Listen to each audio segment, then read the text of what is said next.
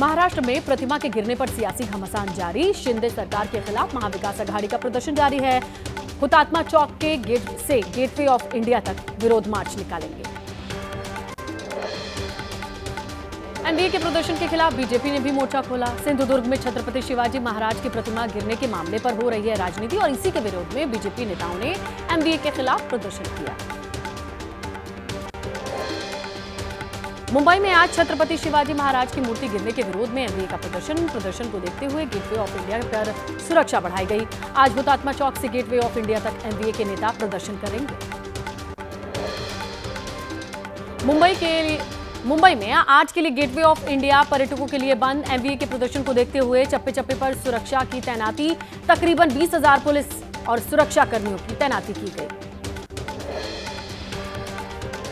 दिल्ली में आम आदमी पार्टी के खिलाफ बीजेपी के झुग्गी बस्ती जन आक्रोश अभियान की शुरुआत। सभी सांसद विधायक झुग्गी बस्ती में जाकर लोगों से पूछ रहे हैं उनकी समस्याएं।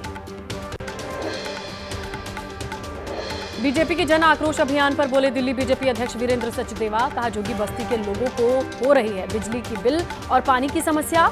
दिल्ली सरकार झुग्गी बस्ती के लोगों के साथ कर रही है अनदेखी। केसी त्यागी ने जेडीयू के राष्ट्रीय प्रवक्ता पद से इस्तीफा दिया। निजी कारणों का हवाला दिया। अब राजीव रंजन प्रसाद होंगे जेडीयू के राष्ट्रीय प्रवक्ता। मध्य प्रदेश में शिवराज सिंह चौहान का फैसला पलटेंगे सीएम मोहन यादव। दोबारा शुरू होगा सीपीए। 2022 में भोपाल में बदहाल सड़कों को लेकर के शिवराज सिंह चौहान के निर्देश पर भंग हुआ था सीपीए। 1 अक्टूबर की बजाय 5 अक्टूबर को हरियाणा विधानसभा चुनाव होंगे। 4 अक्टूबर के बजाय 8 अक्टूबर को जम्मू कश्मीर हरियाणा विधानसभा चुनाव में मतगणना होगी। हरियाणा के मुख्यमंत्री नायब सिंह सैनी ने कहा चुनाव आयोग ने लोगों की भावनाओं को समझते हुए सही फैसला लिया है। हरियाणा बीजेपी अध्यक्ष मोहन लाल बड़ौली ने पत्र लिखकर चिंता जताई थी। हरियाणा के पूर्व मुख्यमंत्री भूपेंद्र सिंह हुड्डा ने बीजेपी पर निशाना साधा। कहा कि हरियाणा में बीजेपी ने पहले ही हार मान ली है। तारीख आगे बढ़ाने का चुनाव आयोग का अधिकार है। आईएनएलडी नेता अभय सिंह चौटाला ने चुनाव आयोग के फैसले का स्वागत किया। कहा लंबी छुट्टी की वजह से करीब 20% लोग मतदान नहीं करते। जेजेपी नेता दुष्यंत चौटाला ने कहा कि हार से बचने के लिए बीजेपी ऐसे हथकंडे अपना रही है, लेकिन जनता ने बीजेपी को प्रदेश से उखाड़ फेंकने का मन बनाया। दिल्ली के पूर्व उप मुख्यमंत्री और आप नेता मनीष सिसोदिया का दावा, चाहे चुनाव रद्द करवा लें, तारीखें आगे बढ़वा लें या फिर कुछ और ही करवा लें, लेकिन इस बार बीजेपी की हार तय।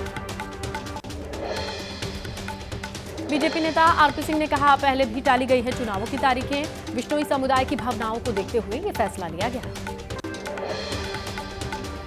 हरियाणा विधानसभा चुनाव को लेकर आज आ सकती है बीजेपी उम्मीदवारों की पहली लिस्ट। बीजेपी की केंद्रीय चुनाव समिति की गुरुवार को बैठक हुई थी। 90 सदस्यीय विधानसभा के लिए 5 अक्टूबर को वोटिंग होनी है।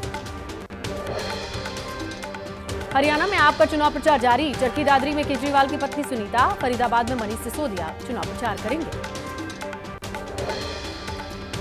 आरजेडी छोड़ चुके श्याम रजक की आज फिर जेडीयू में वापसी होगी। पटना में जेडीयू का दामन थामेंगे। 2022 में जेडीयू छोड़कर आरजेडी गए थे और इसी 22 अगस्त को आरजेडी से इस्तीफा दे दिया था।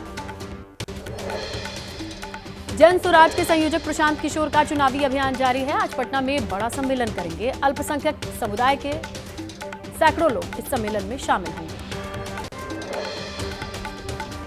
भागलपुर से जेडीयू विधायक गोपाल मंडल ने अपनी ही पार्टी के सांसद पर आरोप लगा दिए। बोले शराब की तस्करी, अफीम की खेती करते हैं स्थानीय सांसद अजय मंडल। वसूली का भी आरोप लगाया।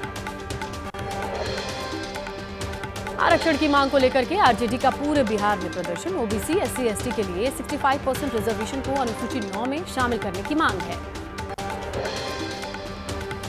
यूपी के कानपुर में हेल्थ डिपार्टमेंट के डिप्टी डायरेक्टर आदित्य वर्धन की गंगा नदी में तलाश जारी है। सुबह से एसडीआरएफ की 15 टीमें, गोताखोरों की टीम रेस्क्यू ऑपरेशन में जुटी है। नानामऊ घाट पर नहाते वक्त नदी में डूबे थे अधिकारी। यूपी के वाराणसी में लोगों को राहत। गंगा नदी का जलस्तर घटा, घाटों पर पानी नीचे आया। फिलहाल गंगा के नाव संचालन पर रोक बरकरार है।